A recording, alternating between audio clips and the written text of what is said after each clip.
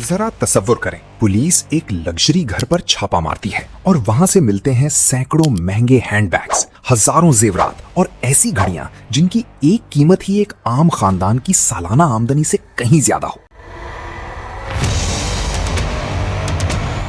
लेकिन असल हैरत ये नहीं थी कि ये सब चीजें कितनी महंगी थी। असल सवाल ये था, ये दौलत आई कहां से? और इस सवाल का ताल्लुक पहुंचता था मलेशिया के अरबों डॉलर के एक ऐसे माली स्कैंडल तक जिसने पूरी दुनिया को हिलाकर रख दिया।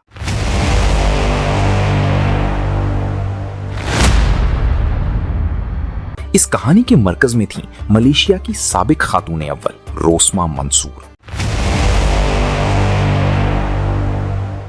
आम खानदान से इक्तिदार के मरकज तक रोस्मा मंसूर की कहानी का आगाज किसी शाही खानदान से नहीं हुआ था। वो एक ऐसे खानदान में पैदा हुई जहां उनके वालिदैन उस्ताद थे, तालीम हासिल की, आगे बढ़ी और फिर उनकी जिंदगी ने एक ऐसा मोड़ लिया जिसने उन्हें मलेशिया की ताकतवर तरीन सियासी दुनिया के करीब पहुंचा दिया। इनकी शादी हुई नजीब रज़ाक से। नजीब एक आम सियासतदान नहीं थे, वो मलेशिया के दूसरे वजीर आजम तून अब्दुल रज़ाक के बेटे थे। यानी नजीब का ताल्लुक मुल्क के एक ताकतवर सियासी खानदान से था। जब नजीब रज़ाक वजीर आजम बने तो रोस्मा भी इक्तदार के मरकज में पहुंच गईं, लेकिन उनके पास कोई सरकारी ओहदा नहीं था। वो ना मुंतखब हुई थी, ना काबीना की रुकन थी। फिर भी उनके बारे में ये तासुर मजबूत होता गया कि उनका सियासी असर और रसूख गैर मामूली है। और फिर कहानी में दाखिल होता है अरबों डॉलर का वो स्कैंडल जिसे दुनिया ने 1MDB के नाम से जाना। तरक्की के लिए बनाया गया फंड। 2009 में मलेशिया ने वन मलेशिया डेवलपमेंट बेरहाड 1MDB कायम किया। मकसद था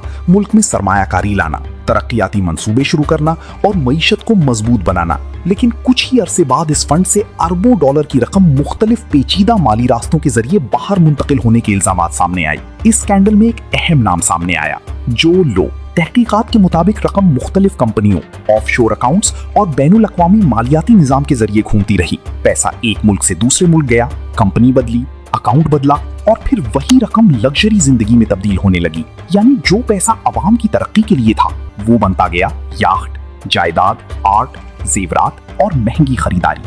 करप्शन से हॉलीवुड तक इस स्कैंडल का एक हैरान कुन ताल्लुक हॉलीवुड से भी निकला। रोस्मा के बेटे रजा अजीज से वाबस्ता कंपनी रेड ग्रेनाइट पिक्चर्स ने एक मशहूर फिल्म बनाई। नाम था the Wolf of Wall Street. ये फिल्म एक ऐसी शख्स की कहानी थी जो धोखे और माली फ्रॉड के जरिए दौलत बनाता है। लेकिन हैरत अंगेज बात ये थी कि अमरीकी हुक्काम ने 1MDB से मुंसलिक रकम को फिल्म की माली मुआवनत से जोड़ा। सोचें, करप्शन और नाजायज दौलत के खिलाफ बनने वाली एक फिल्म खुद एक ऐसी माली स्कैंडल से मुंसलिक रकम से बन रही थी जिसमें करप्शन के इल्जामात लग रहे थे। ये महज एक फिल्म नहीं रही थी, ये 1MDB स्कैंडल की सबसे अजीब अलामतों में से एक बन गई। 547 हैंडबैग्स। फिर आया वो लम्हा जिसने इस पूरे स्कैंडल को दुनिया के सामने एक तस्वीर में तब्दील कर दिया। 2018 में नजीब रज़ाक की हुकूमत इंतखाबात में शिकस्त से दोचार हुई। नई हुकूमत ने नजीब और उनके खानदान से मुंसलिक कई मकामात पर छापे मारे और तफ्तीशकारों को जो मिला वो नाकाबिले यकीन था। 567 लग्जरी हैंडबैग्स। इनमें बड़ी तादाद में हर्मेस बर्किन बैग्स भी शामिल थे।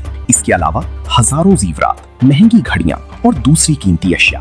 हुक्काम के मुताबिक जब्त किए गए नकद, जेवरात और दीगर असासों की मजमूई मालियत तकरीबन 273 मिलियन डॉलर तक पहुंच गई। इन हैंडबैग्स की तस्वीर पूरी दुनिया में फैल गई, लेकिन मलेशिया के आम शहरियों के लिए ये सिर्फ महंगे बैग्स की तस्वीर नहीं थी, ये एक सवाल की तस्वीर थी। अगर मुल्क के अवाम के लिए मुख्तस पैसा इतनी शाहाना जिंदगी में तब्दील हो सकता है तो फिर अवाम के हिस्से में क्या बचा? अदालत का फैसला।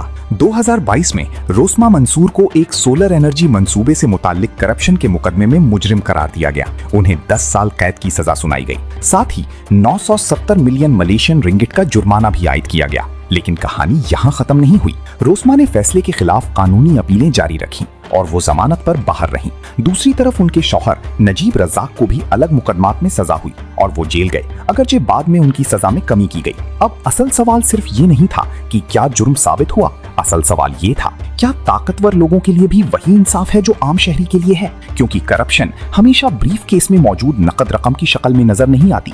कभी ये एक हैंडबैग होती है, कभी एक घड़ी, कभी एक महल, कभी एक याख्ट और कभी एक हॉलीवुड फिल्म। पैसा अपनी शक्ल बदल सकता है, इसे गायब करने की ताकत किसके पास थी? अपनी राय कमेंट में जरूर बताएं। और अगर आप ऐसी ही हकीकी कहानियां, सियासी स्कैंडल्स, अरबों डॉलर की करप्शन और छुपी हुई दौलत के पीछे मौजूद राज जानना चाहते हैं तो MS डेली टीवी को सब्सक्राइब करें और बेल आइकन जरूर दबाएं, क्योंकि यहाँ हम सिर्फ कहानियां नहीं सुनाते, हम इन कहानियों के पीछे छुपी हकीकत तलाश करते हैं। ये था MS डेली टीवी। अगली कहानी में फिर मुलाकात होगी।